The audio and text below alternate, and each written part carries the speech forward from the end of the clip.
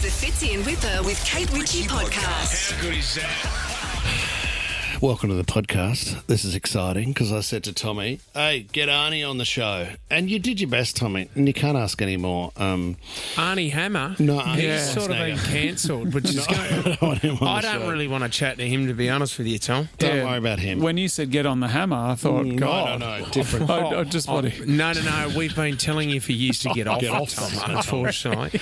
That's a long way from home. Been tough watching you do the show on the nod. Even tougher for me, bloody hell. You know, you just want to sit on the train and chill out for a minute, and before you know it. Patrick Schwarzenegger joins us on the podcast today. He is the star of White Lotus 3 as we get Tommy off the hammer and focus on the show. A lot of nudity as well, especially episode 6 of season 3. I hope Keita Alexander is okay with us. What do you mean? To Patrick about nudity, because she's here to talk about music. Oh, okay. Is she nude? How many people are nude in this thing? No. She's just supported Dua Lipa, which is an unbelievable effort. So no tie into Patrick Schwarzenegger at all? None at all, but both will be on the podcast. I'll be back. This is the Fitzy and Whipper with Kate Ritchie podcast. It's devastating news. The final vows of Married at First Sight last night. From here we go to the reunion, and some of the couples, you're not going to believe it, they did not work out. I remember when this series started in 2023, and God, it's been going for a while, isn't it? Like, it's really shattered that it's winding Finally. up. Who would have thought? It's dragged on and on. But, you know, romance isn't easy, mate, and love can have some twists and turns. We talk about the couple of the season. We talk about Ryan and Jackie. I mean, Jackie's come out since the show, Fitz, you know this. She's saying she can't talk.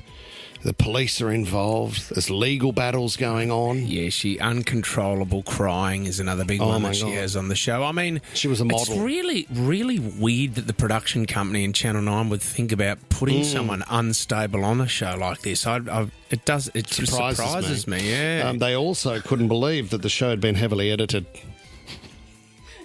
Do you know what I loved about last night? Because I actually watch it to enjoy the edits. Like, I watch to see the conversations that don't flow, that are so obvious they've been cut up. Jess, did we have that other one from Married at First Sight in the system where you could do the edit is just so rough? Someone's come through the edit suite with a samurai sword and gone, doesn't matter, there's some words, we put them together.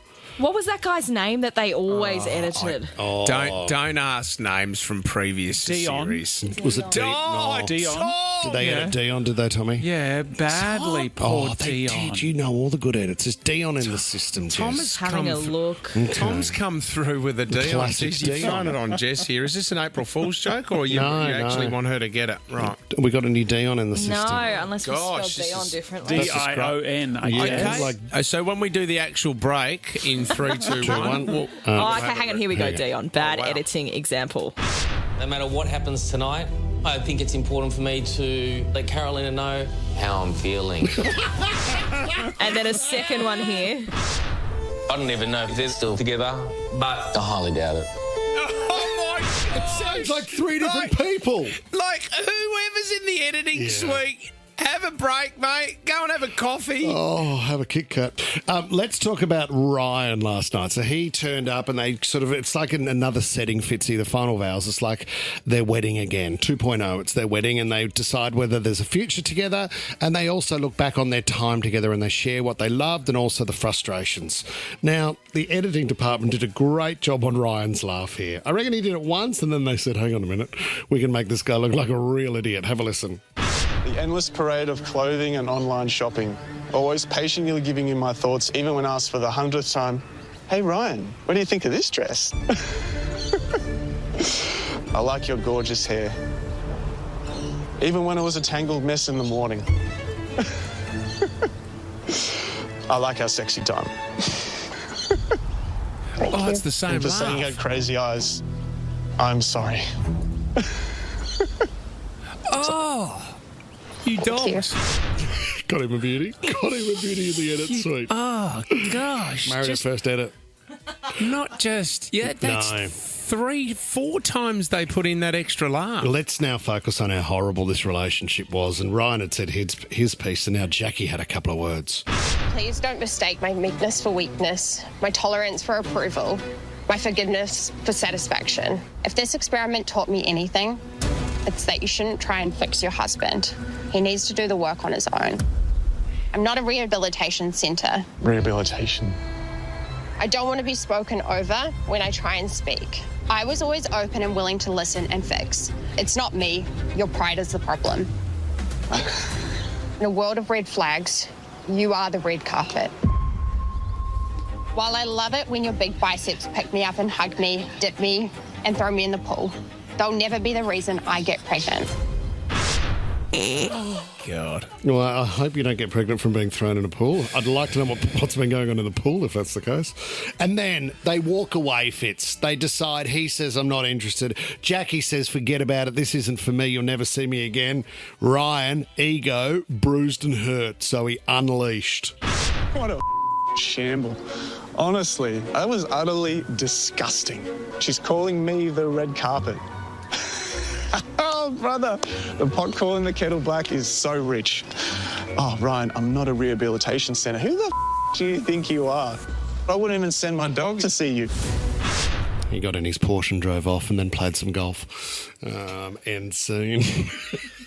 No, that was someone else. You've got that wrong. Yeah, that's she's hooked up with another husband. Is that going to be on the reunion when everything is revealed? Married at First Sight, the juiciest episode ever. How did that go, Tommy? Could I get the job as a voiceover guy? Get Dion back on to re-edit it. Yeah, thanks, Dion. This is the Fitzy and Whipper with Kate Ritchie podcast. Patrick Schwarzenegger. Oh, hey. Patrick Schwarzenegger. Please welcome Patrick Schwarzenegger.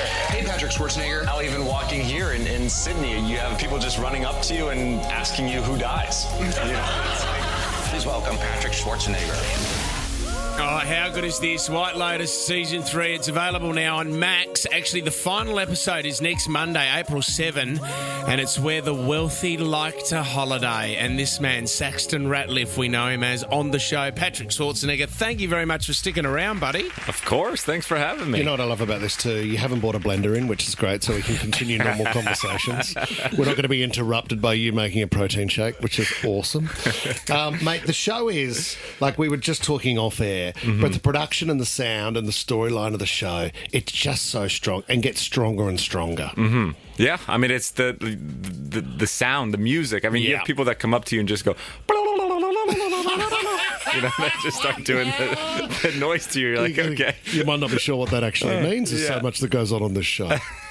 And, mate, you get to do it in Thailand. What a beautiful part of the world. So you were just saying to us off air, 7 months to film this in Thailand. Yep. Do you get to, and the full moon party's involved with it as well, do you actually get to go to it? Did you go to Koh Phangan? Did you actually go to a full moon party, Patrick? I did. I went twice. I think the first time I went, I was probably the only sober person there. Amazing. And I went just to check it out because we got there maybe like a week or two before we actually started filming, and it lined up perfectly with the full moon party. So I said, you know what, I'm gonna bounce over there and just check it out for some, character development and some, research. What did you see? What's the weirdest thing you saw when you're on the on Koh Phangan? Oh man, it's hard to describe that place. It's wild. It's really, really crazy, but it's also like beautiful with all these lights and the fire shows and the people, jumping rope and all these different things. But so I went out there for fun one time, and then the other time we went out there to film, and we actually filmed there. We did this we did this skeleton crew with like a couple of the camera operators, Mike, and then we had a bunch of our kind of PAs and assistants and everyone that kind of made a ring around us because you couldn't just film random people. And they were just constantly kind of circling around us while we were doing all the shots so that they could be, it was them on camera. Well, that's what I was going to ask. Like in a situation, because you move from different parts of the world as the series go on, so do they shut down the hotel? Yes. Right, so if you're there for 7 months, they're shutting down the hotel. Yeah, well, we were there, so we were at the actual Four Seasons Koh Samui, which is like the home base of where you see aesthetically in the show. We filmed there for about 2 months. Right. Then we went and bounced around all over. We went to other parts in Koh Samui. We went to Phuket. We did all the yacht scenes out on the water in Phuket. We did Bangkok for a month. So we were at multiple different hotels this time. Because that must send tourism in the area through the roof. Through the roof. I think they said, I was telling you off air that from what I heard and read in I think it was Bloomberg or the Business Insider, that it was up 67% on bookings in that month. So, and it's a small island. I mean, it's not it's not a big place. Good effort to go naked on set, mate. I've always wondered. Straight into it, isn't this. he? Patrick. Straight into it. Is that what you saw at the full moon party? I've always wondered, do you have conversations with the production crew between takes? Like, you are completely naked on set. Is it weird? Can you look at people's in the eye? Do you talk to them? How is it? This is one of those sets that you become really close with everybody because you're make it more awkward. You're filming there, and everyone's living at the hotel together. The cast, the crew, people bring their families, and so on and so forth. But no, I mean, right after you're done shooting it, when you're naked, they give you a towel or some underwear or whatever. But I mean, you got to be pretty comfortable with everybody. Can I ask how your family took it when they saw it naked? And we just before you answer this, no. Can I ask, because your brother-in-law, very very funny man, Chris Pratt. Yeah, that was funny. He had to say this. Your brother-in-law, Patrick Schwarzenegger, the White Lotus. I'm so proud of Patrick. I was a fan of White Lotus before, so when he got it, everyone was super pumped for him. Did he warn you about some of those scenes, some of the nudity? I did not know I was going to be seeing him fully nude in that way. Hey, he looks good. Right. You know what I mean? I was like, rock it, bro. You got it flawed, Patrick. I feel you. I love it. Keep it in the family. Oh, you took the funniest part off, which was when they asked, well, what were you staring at? And he said, I'm not blood related. I was staring right at that thing. Which was so funny. It's known for its nudity, like the show, so that's kind of part of it. But I mean, looking back at your family, your dad didn't do a whole lot of nude, did he? Well, actually, the opening of Terminator stuff is fully nude, Yeah, he's down sort of crouched, isn't he? Yeah.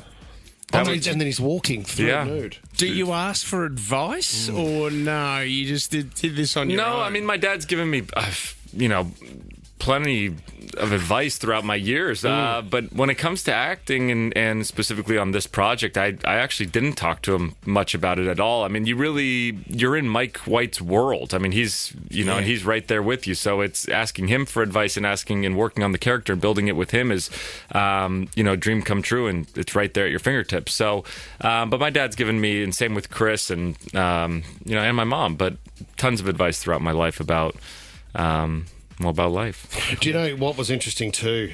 We've got that moment, I think, when you got the role, but you had to keep it a secret. Oh, yeah. There was a great story about that. And then I booked it. And they were like, you cannot, sign your life away. You cannot tell a soul. You cannot tell anybody. And so I was on a family trip, and me and my fiance were sitting at lunch. I told her, and we're kind of acting weird. And my mom was like, why are you acting so weird? And I was like, oh, no, nothing. And then they looked at Abby, my fiance, and my sister's like, why are you acting weird? And she was like, I'm not. And they're like, oh, you're pregnant. So how long did you have to keep it a secret for? I only kept it, from friends and stuff, maybe a couple weeks. I told my fiance right away when I found out, because we had just gotten engaged. Awesome. And it was like we were riding this high of just getting engaged, and then literally I think it was 5 days later I booked the job. And they were like, okay, you leave next month and you'll be gone for 7 months. So I was like, I got to tell my fiance, and I was like, we got to postpone the wedding to next year because I'll be in Thailand for 7 months. And she was so happy because, like I said before, she was a huge fan of the show. Yeah. But then they were like, you can't tell anyone. And then we were at lunch with my family, and we were just acting weird. Because they can tell. And that's when they asked, are you pregnant? And then finally I told them, and then we got this video of my mom just screaming, and my sister started crying. My mom started crying. I started crying. It was this domino effect. And are you under contract to then not share any storyline? Oh, yeah. We can't say anything. But even at home, do you just go, honey, I'm not talking about that? Oh, yeah. I don't say anything. No one in my family knows anything. Because it would be horrible if it gets out and there's a leak. Yeah, and they just cut me out of the show. Hey guys, I did all the nude stuff. What do you mean you're going to let me go? I just need to bring something up, because there is a moment where I sat there awkwardly on the couch last night in episode 6. Yeah. And I think you know what I'm talking about. I'm sure I do. It normally doesn't happen in families. Mm-hmm. Incest is a game the whole family can play. But It must have been when you saw the script for the first time, you must have thought, well, that's going to get a few people talking. Yes, that's exactly right. Well, first off, when I was reading it, as a fan of White Lotus, you know that they push the boundaries. You know that there's nudity. You know all these different things. And Mike loves to create a conversation and a stir, but he does it in a very genius way. He's really smart. And when I first read it, my mouth was on the floor. I thought, this must be an error. There must have been an error. Yeah, they must have changed the name. I think I was supposed to go with this person, and no, it was correct, and yeah, it caused the stir for sure. I mean, it was great though. I mean, I think it was like one of the most talked about thing on X or on Twitter last week and stuff. So it was, talk about taking brotherly love to a new level. Yes. Well, isn't that great? It's only going to heat up even more. The last episode, the final episode of White Lotus Season 3 is next Monday, April 7, only on Max. Patrick Schwarzenegger, enjoy your time in Australia, mate. We really appreciate you coming into the studio. Thank you, guys. I appreciate you having me. The Fitzy and Whipper with Kate Ritchie podcast. 1st of April, guys. Yes, of course, April Fools, but not in Japan, mate. They're not mucking around because April marks the start of... Do they get into April Fools, the Japanese community? Like if you're in Japan, do they go... There'd be some... Arigato. You would be... God, what would you do? God, you know what you do? Remember, Tommy, when we were there, we ate the puffer fish, and the idea of the expert chef is to remove the poisonous part of the puffer fish. Leave it in. April Fools. Yeah, that was our old producer. Dave was his name. R.I.P. Went too soon.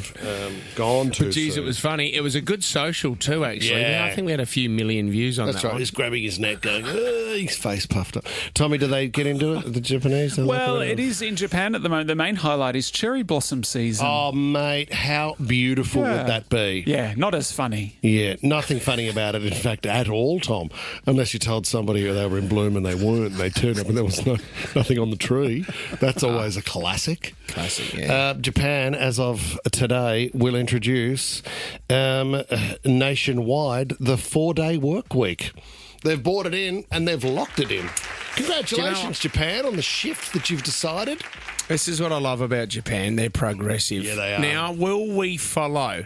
No. I mean, what are the other progressive countries in the world? Finland's a big one for this, don't they? Finland always get in early. Yeah, all the Scandinavian countries. I think same-sex marriage, they said yes to that in 1938. That's how old that is. They encouraged it in 1938. It is. Do you know what? Will we follow? I think it's starting to happen a little bit more. I had a mate the other day who said every second Friday they're getting off at his company. It really... go on. He said it's changed my life. What's he doing? To know that I've got a 3-day weekend. Yeah. Every second weekend, he said, I just have a new outlook on life. Do you think you're more likely, if you get a choice, are you more likely to take the Monday or the Friday off?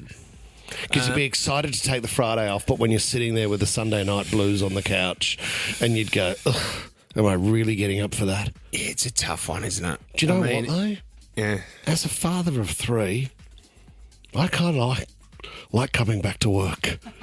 Like, to me, the holiday period is a tough time. Yeah. And if I can come in here and do what we do for 3 hours a day, it's a bittersweet relief. Yeah. And I always say to Lisa, oh, honey, you've done an amazing job today. You had to get the 3 of them ready for school. You had to get their lunch boxes packed, and you had to get them out of the house and to school on time. And to be honest, sweetheart, I wish I could be there to help out. We booked April Fools.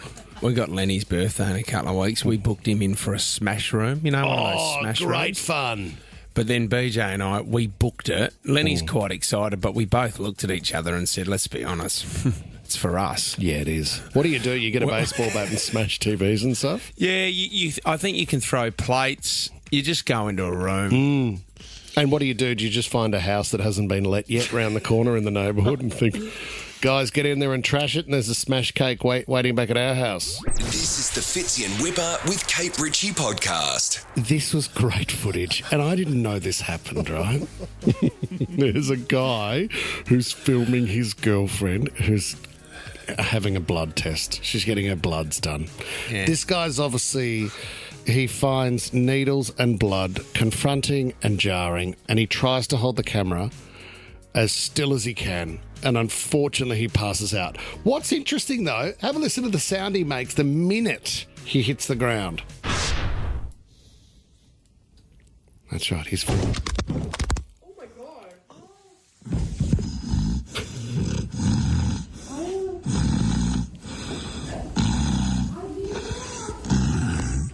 Instantly starts snoring. He's on the ground. Well, I don't think it's sleep snoring, though, is it? It's when people pass out, they do make that grunting noise. I didn't realise. I don't think I've ever seen anybody pass out. Yeah, it's quite confronting. Sounded like a pug.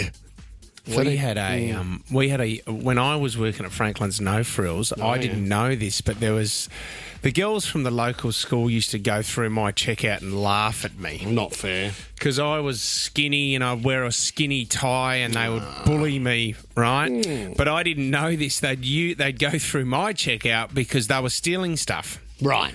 And I was the easiest to get through because I had no idea. But one day a group of girls went through and they're all laughing at me. I didn't know that they had some M&M's stuffed down their pants.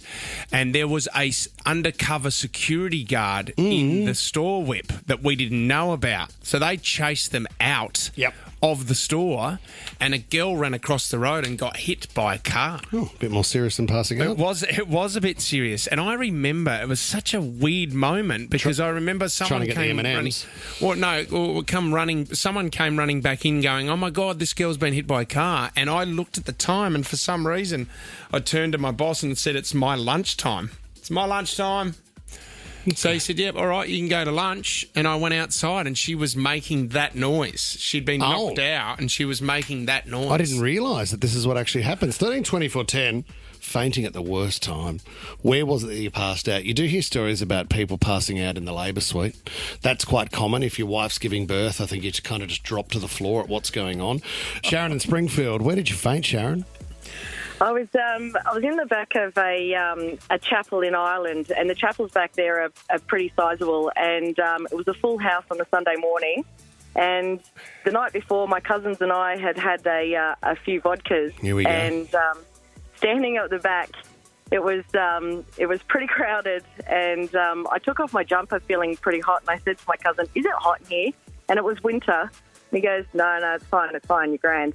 Anyway, so I took the jumper off, and then I was just like, "There's something's not right." The lady in front of me, I think she had a bit of Parkinson's because her head was wobbling. Yeah. And then I just my vision started to go, and then I stumbled 3 or 4 steps, landed, hit the tiles just within the queue in front of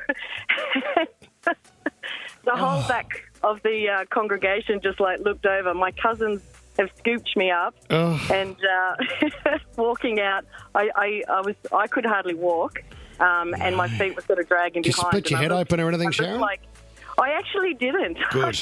I don't know how I didn't do that. I did have an egg on it, but I looked like the Australian town drunk. Oh no, not another Aussie, and your name's Sharon. She's here to party. The shag has dropped again. April in Maroubra, where did your daughter faint? We were at the dentist, and they stand you up and sort of put your mouth in a X-ray machine, and all of a sudden she's standing up, and then next minute she's on the floor. Somehow she figures to fall quite gracefully, though, so thankfully didn't hurt herself. I mean, we need you to stand still for the X-ray. We ask one thing, okay? Lauren and Janelli, welcome to the show. When did you faint? Oh, guys, I was doing work experience at a physio. I was about 15 and I fainted, and I came down and I broke their ultrasound machine. I did that. And then about 6 years later, I was at my boyfriend's AFL game, and they had physios there, and I walked across, and it was the same physios. Oh, no. Yeah. They don't want you anywhere near them, Lauren, do they? No. Are you a physio now? No, I'm not. Got out of that, didn't you? Well done. Michael in South Penrith, where did you faint, Mick? Yeah, good morning. My wife and I had a big battle trying to have a child, so we went through the IVF route. Yep. Finally get to the doctors. We're doing a transfer. I hit the deck just from seeing too much. Yep. I wake up, the two nurses and the doctors are attending to me, and my wife is over there by herself. Bit much for I've you, never been wasn't it? pampered so much in my life. Yeah, I'm so gosh. sorry that you had to go through that, Michael. And did you give birth there on the spot, Michael, or did you watch? Yeah, it was a big clean-up job. It's tough. Like when you and I've been knocked out a couple of times with footy. You have no idea where you are and why you ended up on the ground. That's the thing. When it's supposed to be your wife going through the pain, and you're the one that's getting tended to, it's a tough one. I think it should be a hospital extra when you go in there if your wife is giving birth. That you have an option to wear some type of helmet or a footy helmet. Or you get a bed next to it. Yeah, Is that that'd what be you're nice. saying? Yeah, or right. just a okay. chair on wheels, something, some level of comfort. We've got Sonia who's called through. What were you doing when you fainted, Sonia? I was doing on work experience as a vet nurse. Yeah. Right. We were amputating a toe off a cat. And just underneath the bright light when the blood came out, I said to the vet, I don't feel too good. So he told me to sit down. I've sort of dragged myself down the cabinet behind me. Yep. And I've woken up to 2.5 broken teeth and a split lip. Oh, Sonia, that poor cat was supposed to be tended to, and they're tending to you. I know, I wasn't able to be there. The cat got you back. That's Sonia had 9 lives, you could say. I've got one. What I've else? definitely gone. Feline. No, even Sonia's over it. Tabby. You'd have been feeling a bit tabby. As a vet, though, can you then go into... Tommy, you would know this. As a vet, can you then act as a doctor?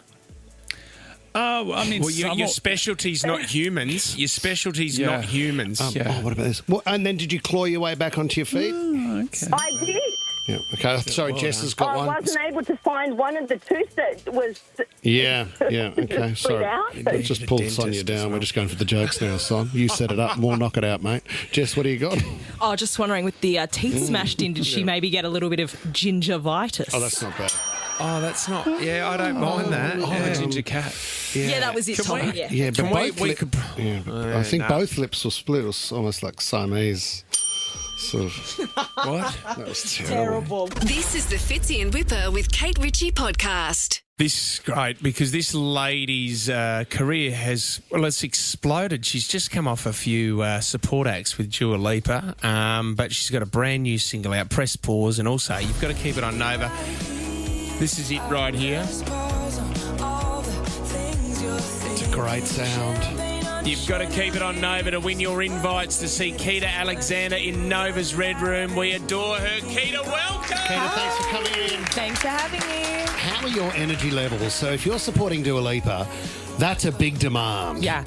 Surprisingly, they're doing okay. I also have nothing to complain about considering she does 2 hours and I do half an hour. Doesn't matter. I know. I'm getting ready. I might as well do a 2-hour show. Yeah. I'm already on stage. Did you get to Stay on compare stage. riders? Did you could you sneak your head into her green room and see what she gets before the I've show? been into her room and it's beautiful. Yeah. Lots of flowers. What do you see? What's in there? Lots of flowers. Lots of family and just good energy, and it's good vibes in there. But you know what? We have catering and we have she's put on incredible food for everyone every night, and so you don't really need a rider. I mean, you get it too, but you just get the catering. It's a luxury, let me tell you. Have you ever seen, or maybe you do this yourself, but sometimes you'll see a behind-the-scenes clip of an artist before they go on stage, and they'll be there with their backup dancers or even the band, and it's like all hands are in, and there's a chant going, and there's like this routine that they do. Yeah.